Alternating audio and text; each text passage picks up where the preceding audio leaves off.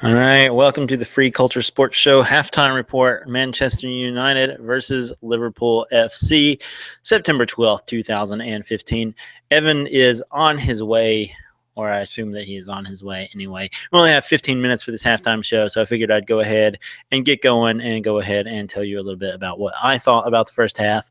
And I thought it was pretty bad from the Manchester United's perspective, and I can only think that that Evan thinks it was worse from the Liverpool perspective.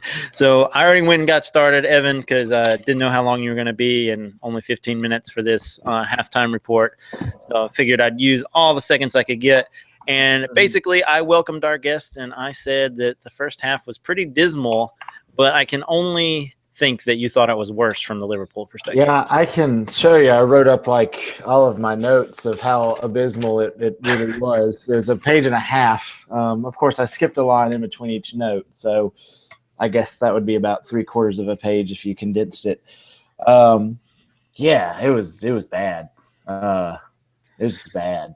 So how many goals do you think United should have had? Certainly the Fellaini miss was pretty horrid. That's the only goal that I think I would definitely say they should have. I think they haven't had a whole lot of other chances other than that. Right around that period, they were looking pretty dangerous. They got the ball down the right-hand side with Darmian, got the ball in.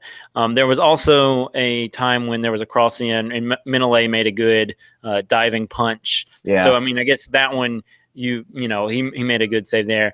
That's what I was saying is yes, they could have had 2 or 3, but I think they should have 1, but they could have more.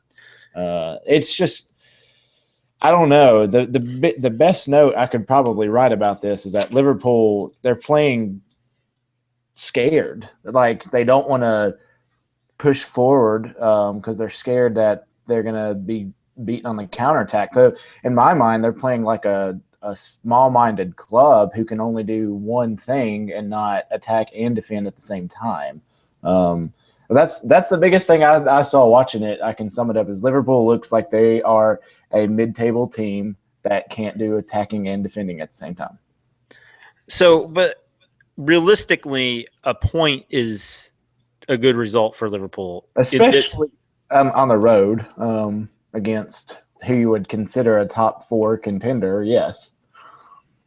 So is that just the barrage has finally given up on eloquence and it's going for practicality?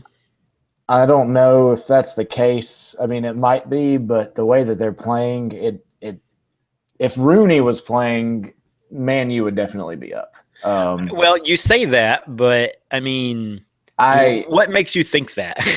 As poor as Liverpool's defense has been at passing the ball up and Mignolet passing the ball out and their bad touches, as many times as they've given the ball up, I think that with Rooney in the game, they would have found the way to have scored quickly. Maybe not on the build-up play, but with all of the mistakes that have been made, I think Rooney would have made him pay. Like if Rooney had that shot, I think he would have scored. Okay, fair enough on that. But Rooney's first touch is pretty abysmal. I wrote in one of my notes that it must be contagious because so many balls, the touch was just terrible on the first ball. I don't know if they were ricochets or what was going on, but it just looked like Fellaini had Rooney disease out there.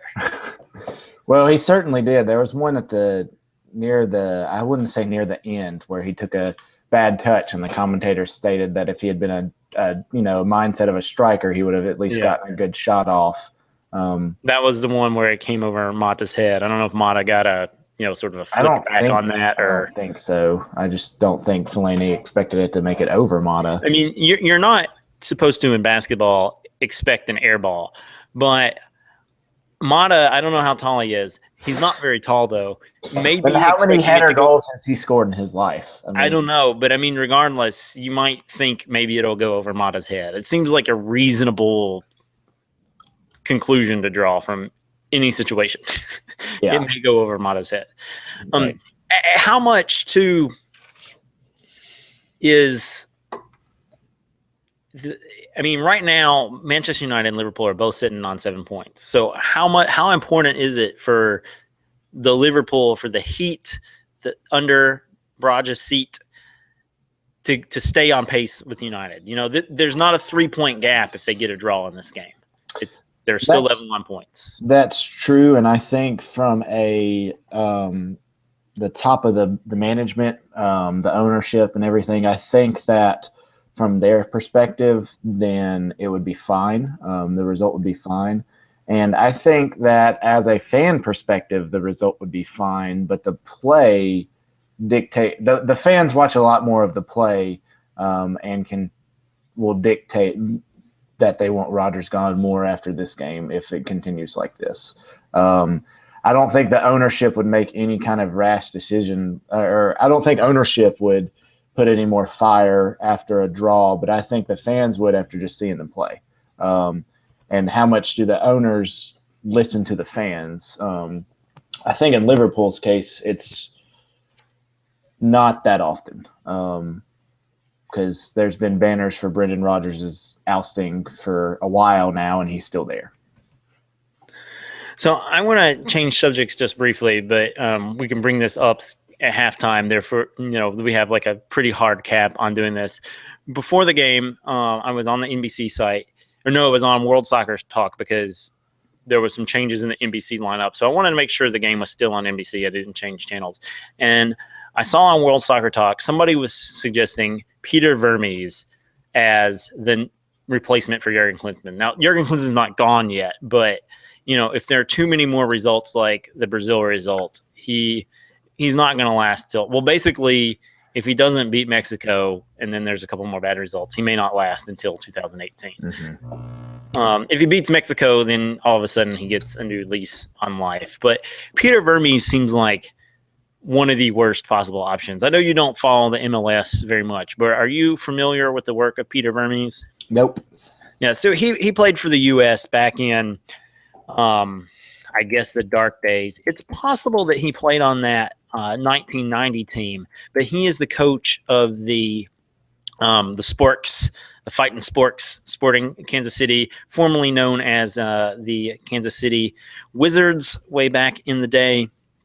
And I am just looking up here to see his. So he played for the national team from 98 or from 88 to 97, but I don't know if he actually was in that 94 squad or not. But anyway, his teams are known to be very, they throw bows, basically, is what it boils down to. And they play a 4-3-3, so people see that and like, oh, they play the Dutch style. But it's basically, it's not total football. It's Stoke ball or what, now it's sexy Stoke, but it's the old Stoke beat 'em up ball. And they just happen to play with, a bank of 4 and a bank of 3 and 3 up top. So he was not on that list as far as I can tell. On the 94 team list? Yeah, but they only had 22 players. I don't know if that had anything. That may have been actually the roster size at the time. Yeah. Yeah, I don't know about that. Now they require 3 goalkeepers, so it may be you had 22 to require. Well, maybe when they required a third goalkeeper, they decided to add up in to 23. Yeah. That would make sense. So they definitely only had 2. No, they had 3. Brad Friedel still showing up on lists in 1994. It was 23. They had 3 goalkeepers, but maybe it wasn't a requirement. Maybe they were just thinking ahead. But no, I think Rodgers and Klinsmann actually have a lot of the same problems. I wrote that down in one of my notes, and it was Taylor Twellman or whoever was calling the Brazil game. I can't remember if it was Twellman or not, but whoever it was talking about how he's playing a lot of players out of position from where they play in their club team. And it seems like Rodgers is playing a lot of people out of position based on where they've played in years past. Now, I know Rodgers loves to have players who can play anywhere, but players have their natural position where they feel the most comfortable and they actually know what's going on. Like this game, he has Ings playing on like a left midfield. Ings is a striker. Like, why are you playing him as a left midfielder? Like, I don't understand that. And Firmino too. Like, he's a center forward striker, center attacking mid kind of player. He's on the right side. He's barely – the only time I remember him getting the ball is when he went over to the left side and got like a throw in. So I'm like, what is going on? Like, why are you doing it this way? I don't understand. I mean, I know he doesn't want to play Milner on the right because he basically told Milner, when you come to Liverpool, you can play in the center, and Milner was like, yay. And so he doesn't want to play him on the right side. But I mean, I'm just baffled. Like, I'm just so baffled at why players are playing the position they're in. And that seems to be going back to America, USA, there seems to be some of that going on too. But I don't know. If Rodgers doesn't make some changes in the second half, I'm not going to be too happy about this game. So there's been talk in the past about Klopp replacing Rodgers. Is that a real thing? I mean, I know. I don't think so. I think that was some kind of like, oh, let's get Klopp. Maybe he can bring Royce and some other people from Dortmund, and make the team better. But I don't think that would happen. I mean, how hot do you think Rodgers' seat is, and who do you think the replacement might be? That's the thing right now is I don't know who his replacement would be. So you can say so much about how he should be gone, but you got to think about, well, if there's nobody else who can do any better, then you're only making a decision to kind of fire the team up, I guess, and to give your fans what they want. I don't know. I don't follow the managers closely enough to know who would be available and who would even want it. I think the fans were chanting Dalglish. But why? I mean, that didn't work. I don't know. Like, when he comes in, it fires up the team. Maybe they'll play better. Maybe they didn't like the players Dalglish brought in, but they liked the style of play. I'm not sure. I don't know. But that clearly didn't work, so you're running out of ideas. And so who would you bring in? And I don't think there's anybody at this point that you could bring in and would actually be better. And we're doing it good. But then again, I don't know where Brendan Rodgers came from. I think he came from Swansea. That's correct. So, I mean, I guess you could look at somebody like Swansea or Crystal Palace. Gary Monk would be a great replacement. I mean, I don't know. I mean, of course, people probably thought that about Brandon Rodgers at the time. Yeah. So. And he was at first, but I think that was mostly because of Suarez and Sterling and Sturridge just going crazy. And, you can't really say the coach was the reason for that. I mean, I guess you could, but I mean, those three together were just crazy good, and I don't think it would have mattered who the manager was. Yeah. So recently, Louis van Gaal came out. He said this before, but that he expects Ryan Giggs to be the next manager at Manchester United. What do you think about that whole thing? I mean, Ryan Giggs was, player manager there for a while, and then took over at the end of the Moyes era. So, I mean, a lot of people thought he might get it instead of Moyes, but I think that would have been a mistake. Personally, I think maybe this is the time. I mean, it's a tough situation because it's kind of like the Dalglish situation, because if it comes back and it doesn't work, it sort of tarnishes the image. Yeah. I think this is why Michael Jordan hasn't gone into coaching yet, because, if he fails, then he's not, golden boy. And in his, GM president situation has not gone well anywhere, but at least he's out of the spotlight enough to where it doesn't really tarnish his brand.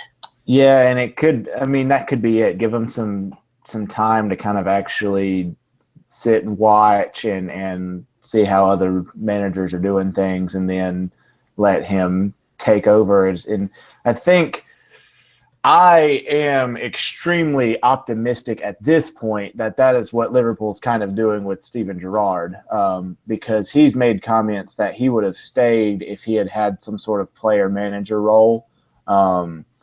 And I don't know how he would be as a manager. I think that his play would be welcome today, but I think in a couple of years, if he came manager, and he would be great, but you would have to see. But again, the image would be tarnished. And do you keep firing him, bringing him back, I don't know. Well, yeah, that's a mess in its own right. I mean, that's a very Italian thing to do. Yeah. They fired managers all the time. So, I don't know.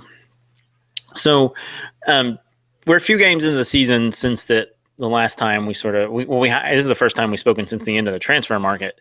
So, what do you think Liverpool? Where do you think they're going to finish? This will be our last note before we sign off for the second half. If Rodgers insists on playing a 4-2-3-1 or a 4-3-3, I think that they'll finish out about 7th to 10th. If he wants to switch up his philosophy and play more of a 4-4-2, especially when Sturridge comes back, I think that they're more likely to finish 4th through 6th. All right, so the game second half has started. We'll be back on this channel at the end of the second half. Join us now, thanks for being with us now, and then join us then for the Free Culture Sports Show.